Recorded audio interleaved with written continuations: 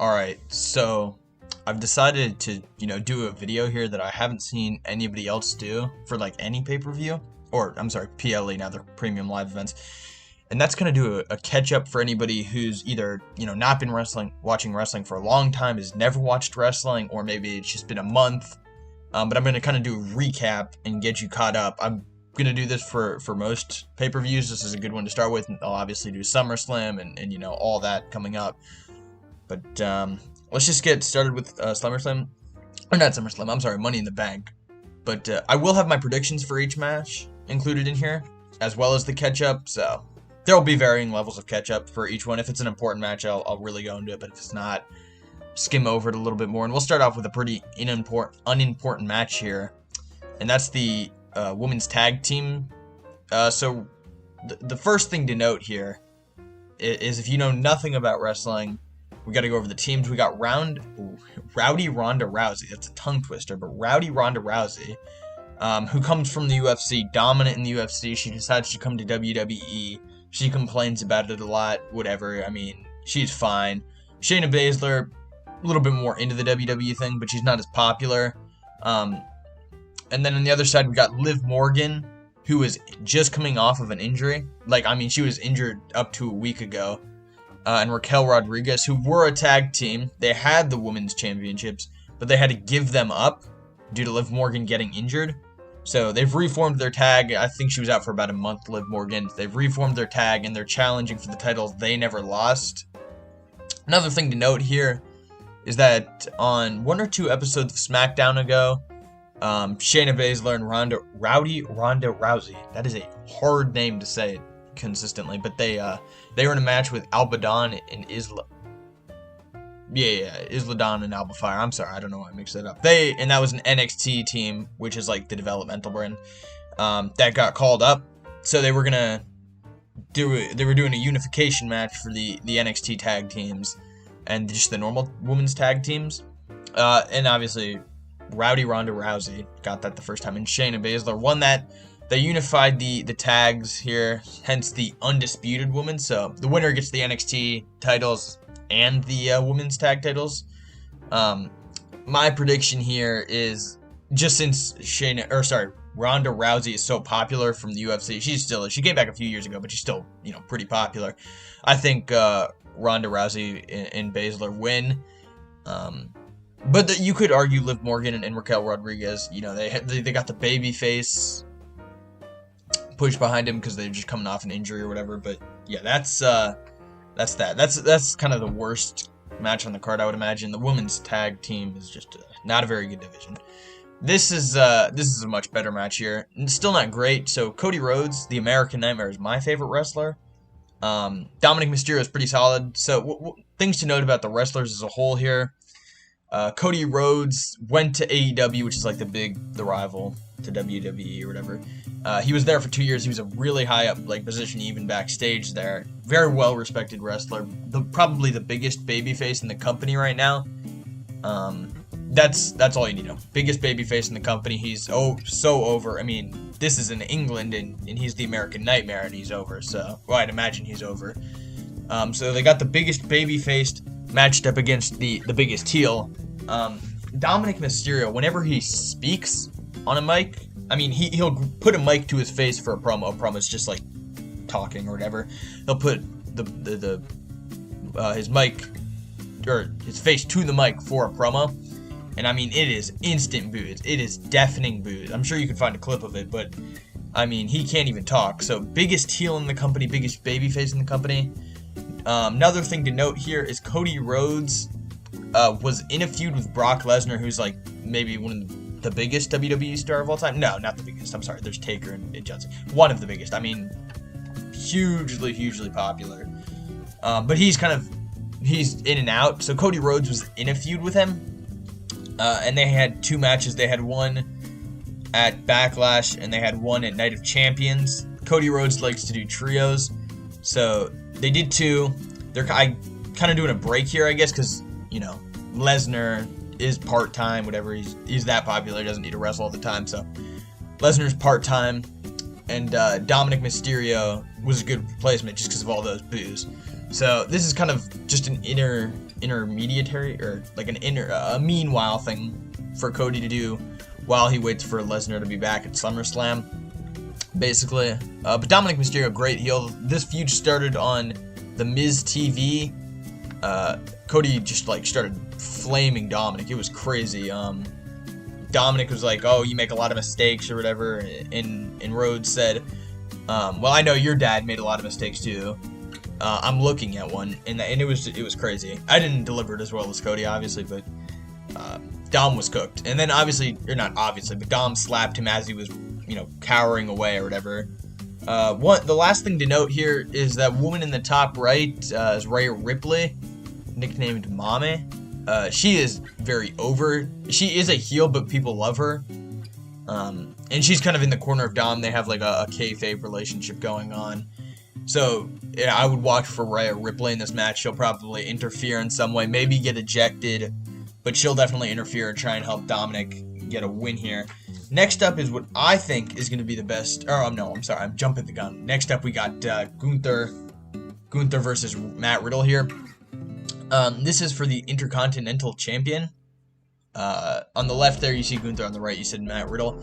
So Gunther is this like fearsome guy, European.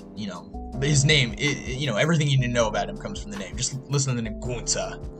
And Matt Riddle is a much more of a joke character, right? His entire gimmick is he smokes weed, and that's about it, right? So there's a kind of a dichotomy there, a juxtaposition between the serious Gunther, the European dominant intercontinental champion, and the guy that just smokes weed.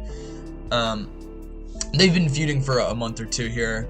It's been a lot of jokes. It's been pretty fun to watch. But the match itself, I think it'll be all right. I mean, it's pretty obviously gonna be Gunther. I don't know why I said Gunther. They're trying to get him for I'm not like backstage, but I would imagine they're pushing him to be the longest intercontinental champion of all time. And Matt Riddle is just a stepping stone for that. So it'll be a solid match, but I don't think it'll be anything to write home about. Now, my fear is they make it a squash match where they just destroy Matt Riddle. I mean, make him look stupid. But I hope they don't do that. I hope they make him look good. And yeah, that's basically all for that one. I would imagine Gunther gets a pretty easy win, but it's a good match. Next up is the match I'm most excited for. This one's got a lot of history behind it. We got Seth frickin' Rollins. That's what he goes by. That's not me just putting in frickin'. Versus Finn Balor. So the story behind this, I'll start with the champion itself. This is for the World Heavyweight Champion. This is a championship they introduced at the last pay-per-view. Seth Rollins won it. He's been a fighting champion. I think he's defended 7 times in this 1 month, which is like crazy, almost twice a week.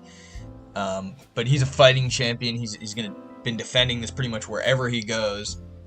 And he won that championship against AJ Styles, but that's unimportant. And then on the other side, you have Finn Balor, the leader of the Judgment Day.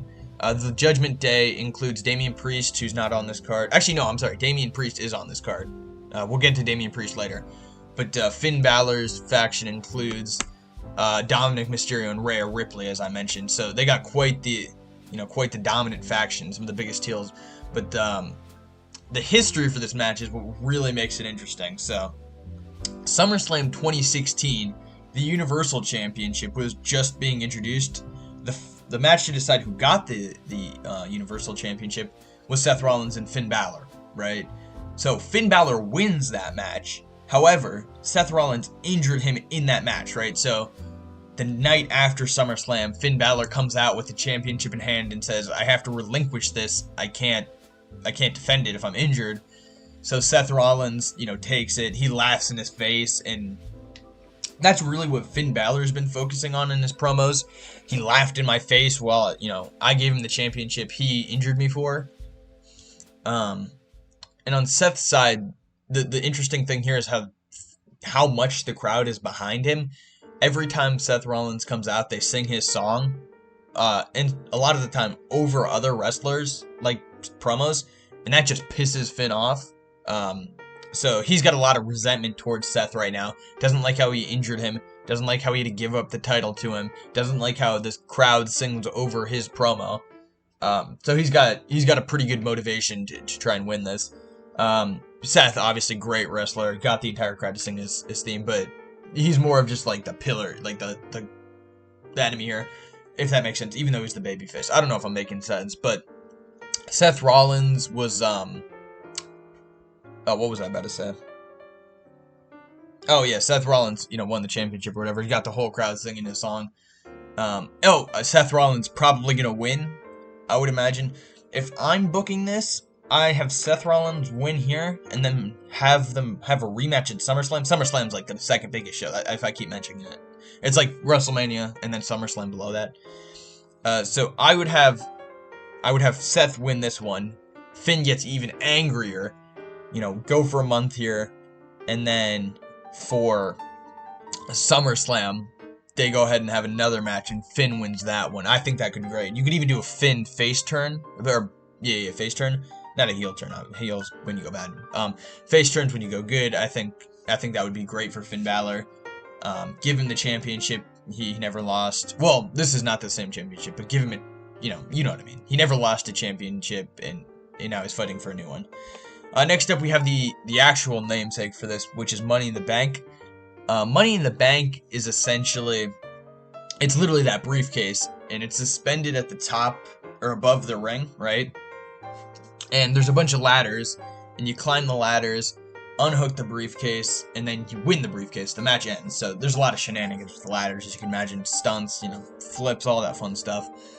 But the winner of the Money in the Bank briefcase gets a contract. The contract's the important part, and it says, the contract's in the briefcase. It says you can challenge for a championship anytime, anywhere, anyhow you want, as long as there is a referee nearby, and there's a championship to challenge for. So this is a huge opportunity. You can push somebody to the moon or whatever. And I guess I'll just go, one by one here, introducing the candidates. So in that top left corner, we have Finn Balor. Or not, I just said Finn Balor. Damian Priest, he's in Finn Balor's faction. And he's a pretty good choice to win this. And the reason I say that is he had a great match against Bad Bunny at Backlash. The higher ups reportedly loved that, and so maybe they're going in for a push here. And that would just make Judgment Day crazy strong. But the crowd's been pretty behind him. The Puerto Rico match was great with Bad Bunny, so company is in good favor with him right now. So Butch, now in the middle of that top row, it is kind of there as like a hometown kind of guy. I believe he's from London or Ireland, in that area, right? So, hometown representation, the UK crowd will probably cheer for him pretty heavily. Not much to say. He's not going to win. He's kind of an extra. He'll have some like cool like finger twist moments. He'll grab somebody's finger and pull it back or whatever. So he'll be interesting to see. I don't know how many flips he'll do, but he'll add an interesting technical aspect to the match. To the right of him is Santos Escobar. He's in the newly formed LWO, Latino World Order. He's probably not going to win either. He's just more people. But he's kind of got that Lucha Libre style. But he's got a little more strength on him too. So he can do the Lucha stuff and some of the stronger stuff. And it'll be fun to see how he can use that on a ladder. Flip, power bombs. A lot of fun to see him in this match. I'm glad he's here. Now, in the bottom left is the guy that everyone wants to win Money in the Bank. This is... The two candidates are this guy and Damian Priest, right? This is LA Knight we're talking about. Yeah. He says, yeah. I'm sorry, I'll never do it again. I'll only do it when he does it. But the crowd is so behind him. Everywhere he goes, he is the loudest person, or he gets the loudest cheers. I mean, it is ridiculous that the company hasn't pushed him yet. But I'm thinking this is the opportunity that they'll take. He is so popular right now. He is so over. I think they'll take this opportunity and they'll go ahead and push him. They'll give him the contract, have him challenge Seth maybe, have him challenge Finn later on. Finn versus LA Knight at WrestleMania would be a pretty awesome matchup for the World Heavyweight Championship. So yeah, there's LA Knight. All you need to know is he's the favorite. He is so over with the crowd. Everybody loves him. He's kind of got... The Rock vibes, Dwayne The Rock Johnson vibes in his promos, so yeah. These next two guys I'll do at the same time. I'll do the one on the rightmost side, and then the one, on the second to the left. So the Japanese one, and then the bearded one on the right. That's Shinsuke Nakamura and Ricochet. They are currently in a three-way feud. Bronson Reed's also involved, but he's not important for this card. This card. You don't have to worry about Bronson Reed. You just need to worry about these two were in a feud already. And they've had a few matches on Raw. Very entertaining, very fun to watch. And that's basically it. Just watch for them. They're probably going to fight each other a lot. They're both very storied. I don't think I need to go into the story of them for this match. Well, Ricochet not as storied. Shinsuke Nakamura, very storied. But I don't think I need to go into that, Just watch for them to fight each other. Next up, we got Logan Paul. He's in second to the right. You probably know Logan Paul at this point. Mega influencer. He joined the WWE. And my fear is WWE has Logan Paul win for like a publicity thing. He'll carry in the Money in the Bank contract or whatever the briefcase. It would be cool like gimmick, but I think the right choice here is LA Knight. Yeah, Logan Paul's in there. You probably know who Logan Paul is. Next up, we have the Women's Money in the Bank match. Same gimmick, ladders, get the contract challenge for a women's title. So the first two people I'll talk about is the one in the top left and the bottom left. Bottom left is Bayley, top left is Io Sky. They are in a faction together, Damage Control. However, there's been some animosity between them, right? Io Sky been less and less likely to help Bayley with whatever Bayley needs. So, you might see Io Sky turn on Bayley here. What could happen is they're in the match together, they're facing each other, and one of them has to go. One of them has to go, right? One of them will turn on each other, and I think we'll see Io Sky deliver, a flip or a moonsault or something like that to Bayley. So just watch those two with each other. Next three I would watch here. These guys are in kind of a feud. Bottom right, Becky Lynch, one of the biggest women's wrestlers, not like physically biggest, but most revolutionary women's wrestlers of all time. She kind of made women's wrestling taken seriously, not single-handedly, but she was one of them.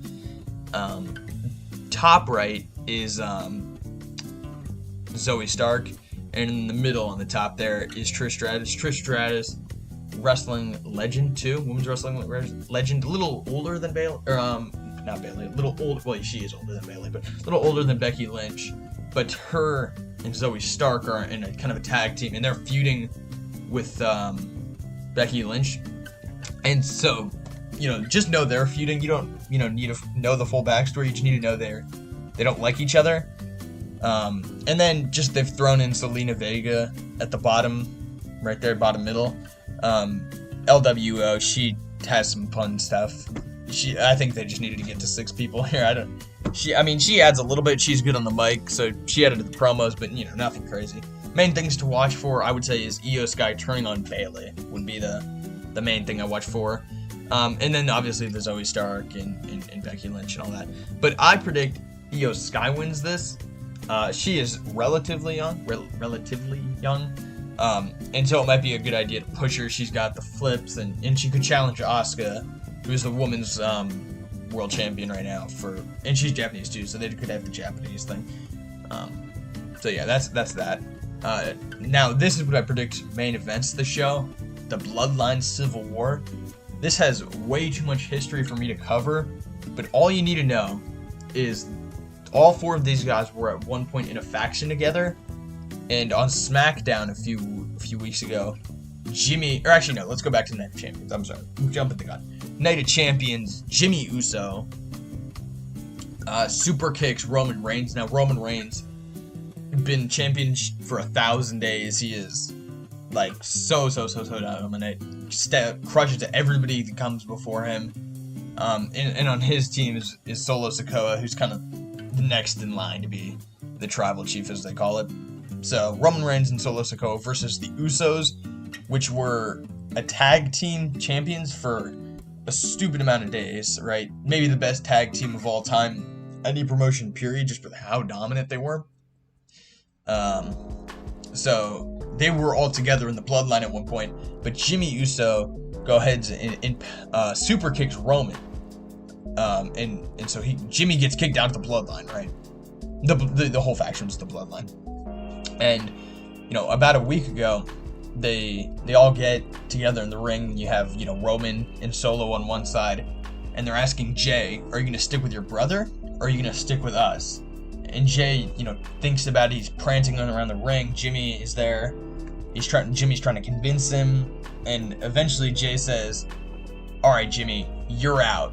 And, you know, silence in the crowd, people. And then he says, but I'm out too, and he super kicks Roman, and Solo goes crazy, and it is wild. A lot of story here, but I think my prediction here is that the Usos pin Solo. I don't think they would want Roman to be the one pinned, because you don't want your champion to be pinned, right? You wouldn't lose the championship, but it just wouldn't make him look very good. I think they pin Solo. Roman gets super angry. Actually, I think specifically Jay pins Solo. There's a reason for that. Jay is the reason this whole bloodline thing started 3 years ago or whatever. But Jay pins Solo, and that sets up a match for Roman and Jay Uso at SummerSlam, right? And I think Jay Uso beats Roman there. So yeah, that's Money in the Bank, July 1st. So that's Saturday, 3 p.m. on the East Coast. I don't know what that is in Pacific, but I live on the East Coast, so. And I think it's 8 in London time. So yeah. See it on Peacock, I guess. Pretty exciting times.